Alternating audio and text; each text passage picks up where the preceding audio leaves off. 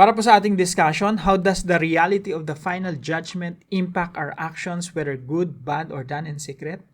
So ito pong discussion question na to ay mula dun sa devotion natin na final judgment. So lahat po tayo ay haharap sa judgment seat of the Lord Jesus Christ. Mula po yan sa 2 Corinthians chapter 5 verse 10. For we must all appear before the judgment seat of Christ. Walang exemption, lahat tayo haharap sa Panginoong Jesucristo, so that each of us may receive what is due us for the things done while in the body, whether good or bad. Sagatin ko lang po yung tanong, no? Dahil totoo na may final judgment and someday we will face the Lord Jesus Christ. We will see Him. We will meet Him face to face. At lahat ng ating mga ginawa ay huhukuman, hahatulan. Dalawa. Una, lahat ng mga mali kong ginawa, salamat kasi nahatulan na yon. Ipinako na yon, pinarusahan na yon sa katawan ng Panginoong Jesucristo. So, praise God for that. I believe all of us will live for eternity worshiping, thanking God for what He has done on the cross.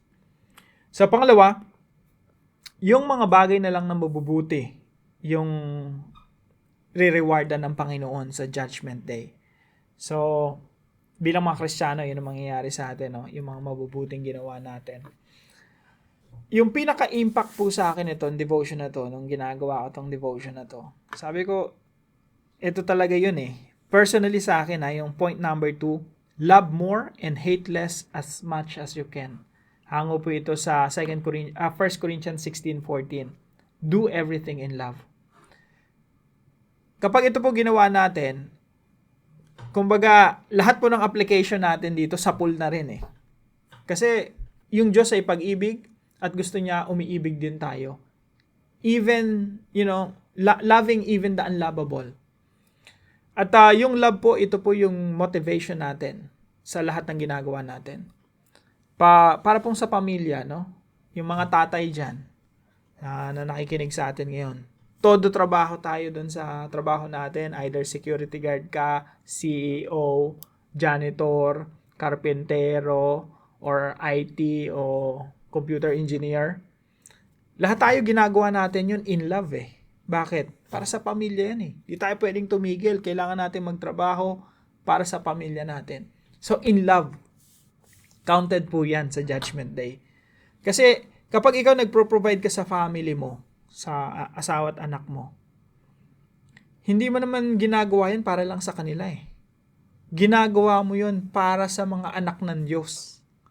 Kasi unang-una, yung asawa at anak mo pagmamay-ari ng Diyos.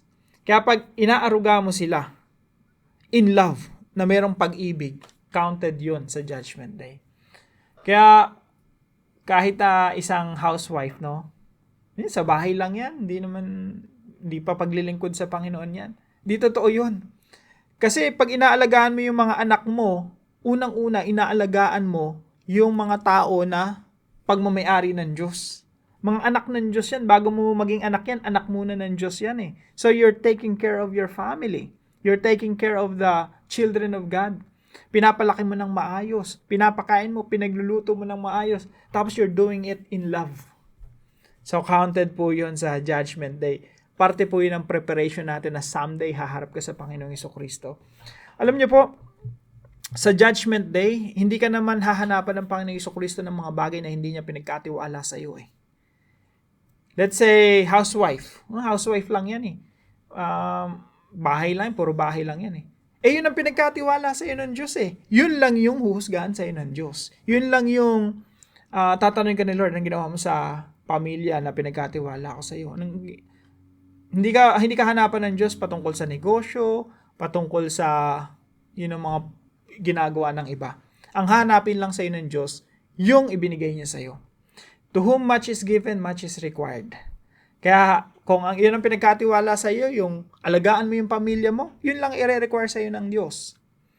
So, lahat po ng ginagawa natin sa pamilya, madali lang po yan eh. Do everything in love eh. Now, paano pag work na? Minsan, hindi na natin gusto yung trabaho natin, pero trabaho pa rin tayo ng trabaho. Mga kapatid, even that, love yung motivation. You have to love your boss, you have to love your work, you have to love the people around you. Pag may tinulungan ka, ang motivation yan, love. At lahat po yun, parte po yun ng preparation natin sa pagharap natin sa ating Panginoong Jesucristo. Kung meron tayong pag-ibig, solve na itong lahat ng application natin dito. Kaya nga yung love is the summary of all the commands in the Bible. Kapag meron kang pag-ibig, natutupad mo na rin lahat ng kautusan sa Biblia. Kasi yung pag-ibig, yan yung motivation ng lahat ng ginagawa nating mabuti sa kapwa. Pag may pag-ibig ka, hindi ka gagawa ng masama sa kapwa. Pag may pag-ibig ka, hindi mo i-wish yung masama sa ibang tao. Sa halip, laging mabuti ang hangarin mo para sa ibang tao. So, 1 Corinthians 16:14, do everything in love. I think that's one of the best ways to prepare for the judgment day. So, ito po ang application ko. Konting insight para sa discussion.